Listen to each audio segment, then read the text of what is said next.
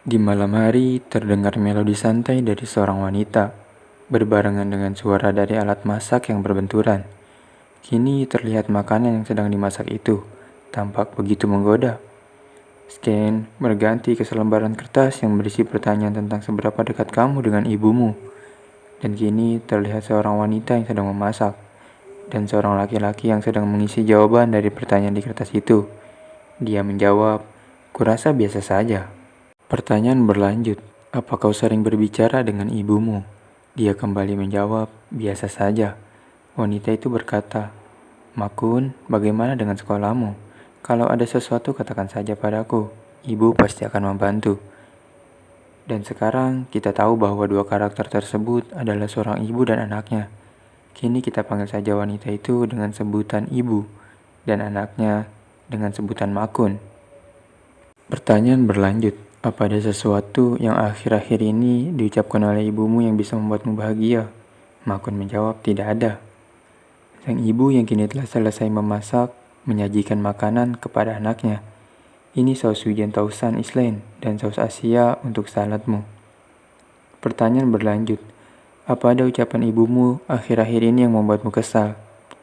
Makun yang sedang menjawab pertanyaan itu dihampiri sang ibu yang menanyakan, apakah kau dengar apa yang ibu bicarakan? Hei Makun, dengan nada yang menggoda manja. Ibunya melirik selembaran kertas itu dan bertanya, apa yang sedang kau tulis itu? Sepertinya sang ibu tidak tahu apa yang sedang dikerjakan Makun. Makun menjawab dengan nada kesal, jangan seenaknya melihat, kau menghalangi saja. Makun menjawab pertanyaan yang sempat diganggu ibunya. Aku merasa kesal setiap kali dia memanggilku dengan nama panggilan. Ibunya terlihat cemberut imut karena diabaikan. Pertanyaan masih berlanjut. Jika kau pergi berpetualangan bersama dengan ibumu, akankah kalian menjadi lebih dekat? Makun berkata dalam hatinya, apa ini? Pertanyaan konyol sekali. Makun pun menjawab, mungkin tidak, aku tidak tahu juga sih. Kita bisa tahu nama asli Makun, yaitu Masato Osuki. Kita masih belum tahu untuk apa selembaran kertas dengan pertanyaan aneh itu. Mungkin kita akan menemukan jawabannya sebentar lagi. Pagi pun tiba dengan langit yang cerah, memperlihatkan seorang wanita sedang memperkenalkan diri. Senang bertemu dengan Anda. Namaku adalah Masumi Shirase. Ternyata wanita itu sedang bertamu di rumah Makun sebagai perwakilan perusahaan yang sedang melakukan survei. Keanehan mulai terlihat ketika Masumi memperkenalkan diri dengan langsung memberitahu arti namanya dan menceritakan bahwa masa kecilnya yang sering diejek. Si ibu memotong pembicaraan dengan berkata, Makun, Shirase datang kemari untuk mengabarkan kepada kita. Sebelum selesai bicara, Shirase memotong pembicaraan. Mama kosan, biar saya memberitahukan itu kepadanya, karena aku adalah Shirase dan memberitahukan sesuatu adalah pekerjaanku. Sekarang kita bisa panggil si ibu dengan sebutan Mamako. Mamako pun pergi untuk melakukan hal lain. Kini tinggal Shirase dan Makun yang sedang berbincang. To the point, Shirase memberitahu bahwa Makun akan memulai sebuah hidup baru dan menjelaskan bahwa dalam survei ditemukan kebanyakan pemain game online memiliki keinginan untuk memasuki dunia game. Apa kau juga merasakan hal yang sama? Makun pun mengiyakan, itu pun kalau bisa, tapi sepertinya itu sangat mustahil. Seketika Shirase berteriak, kena kau, sambil mengetik sebuah kode pada komputer yang berada di rumah Makun. Makun pun terkirim ke dalam dunia game. Melalui layar komputer, Mamako melihat Makun yang terkirim ke dalam dunia game.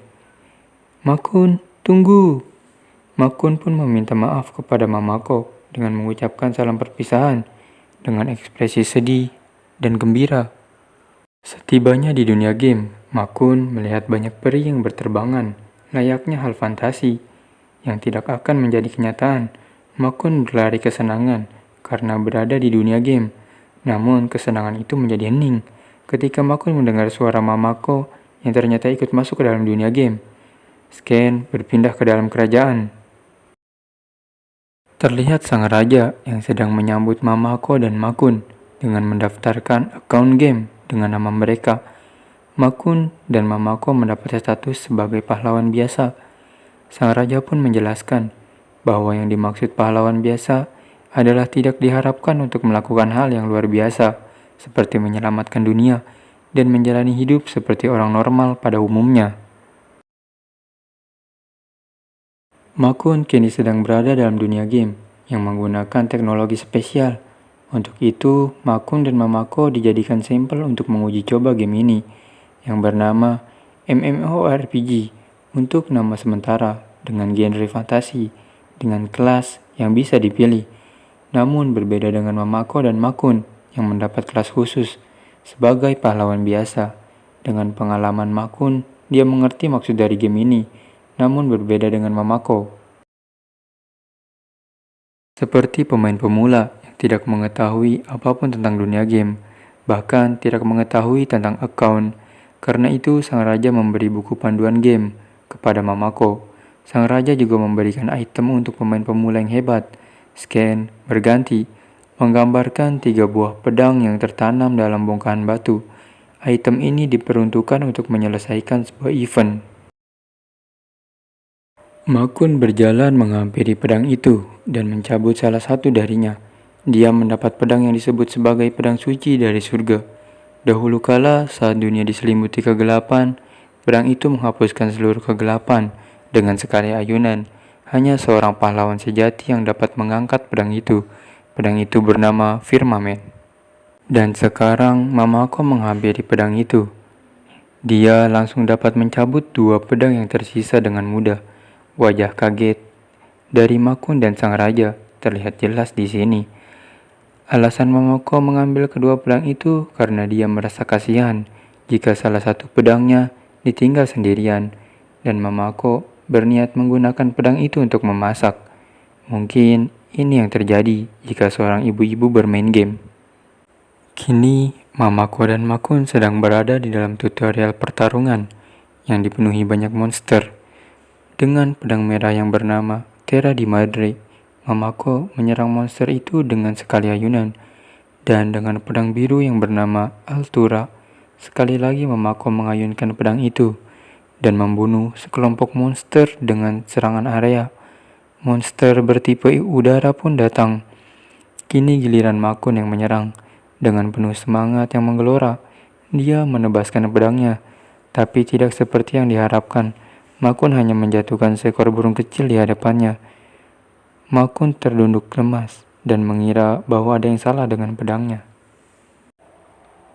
Mamako menghampiri Makun dengan penuh kekhawatiran. Sebagai ibu yang baik, Mamako memberi support kepada Makun.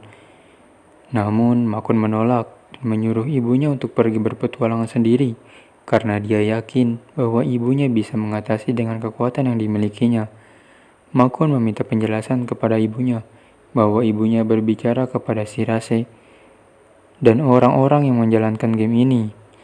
Makun merasa aneh karena dirinya berada di dalam dunia game bersama dengan ibunya, di mana hal itu yang sangat tidak wajar. Dia beranggapan bahwa game ini untuk anak muda dan ibunya hanya menghalangi saja. Mamako terlihat kesal dengan raut wajah imutnya. Makun tidak memperdulikan itu dan memaksa Mamako untuk menjawab pertanyaannya. Jika ibunya mengetahui sesuatu tentang game ini dan tidak ingin menjelaskannya, Makun berniat memutuskan hubungan antara anak dan orang tua. Mamako terlihat sedih dan menangis. Mamako tidak tahu bagaimana cara menjelaskannya. Mamako tidak ingin membohongi Makun atau melukai dirinya, berharap bahwa Makun mempercayainya. Mamako hanya ingin berpetualang dan mengobrol banyak dengan Makun agar hubungan Mamako dan Makun menjadi semakin dekat. Hanya itu alasan yang dapat diberikan Mamako. Mamako berharap bahwa Makun tidak mengatakan hal seperti memutuskan hubungan kekeluargaan karena itu sangat menyakitkan bagi Mamako. Dan Makun pun mengerti akan hal itu. Dia meminta maaf kepada Mamako sambil bersujud dan tidak bermaksud untuk mengatakannya. Mamako memaafkan Makun dan meminta agar dirinya dapat berhubungan baik dengannya dan dapat bergabung dengan party untuk berjuang dan berpetualang bersama. Scan berganti ke sebuah negara yang bernama Momalia. Makun dan Mamako berjalan bersama di pasar yang sedang banyak pengunjungnya. Makun sangat tidak menyangka karena dia benar-benar merasakan dunia fantasi.